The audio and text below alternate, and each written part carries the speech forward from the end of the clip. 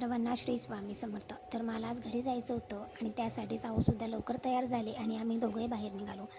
सकाळी आहोंचा टिफिन वगैरे बनवला, देवपूजेचं आवरलं, घरातले सगळे काही कामे आवरली. कारण आपल्या लेडीजचं कसं असतं ना, जोपर्यंत आपण घराच्या बाहेर निघतो तोपर्यंत आपल्यामागे भरपूर सारी कामे असतात. म्हटल्यानंतर आहोंनी सुद्धा धन्नो काढली. मी सुद्धा आधीच तयार झालेली होती. बॅग वगैरे कालच पॅक केली, कारण काल अक्षय तृतीया आणि बरंच काहीचं होतं.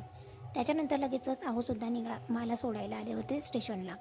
नंतर इतकं सारं आता ट्रॅफिक किंवा आमच्याकडे रोडाचं सुद्धा काम सुरू आहे, कारण कुंभमेळा जवळच येतो आहे म्हटल्यानंतर बरेचसे रोड आता छान असे व्यवस्थित करून घेत आहे. म्हटल्यानंतर 1 ते 1.5 तासानंतर आम्ही फायनली नाशिक रोडला पोचलो.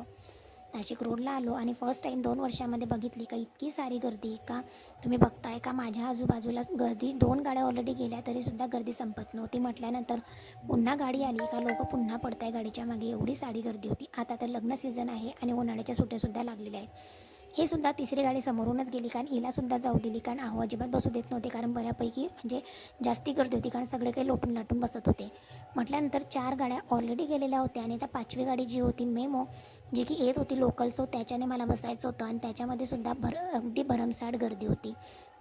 फायनली कसं तरी करत मी शेवटी संध्याकाळी मात्र सकाळची निघालेली 8 ते 9 तास प्रवास करून पुन्हा भुसावळला आली. छान अशी बिसलरी घेतली, थंडगार पाणी पिलं आणि आई आणि पप्पा लग्नाला गेले होते, सो ते सुद्धा मला घ्यायला आले.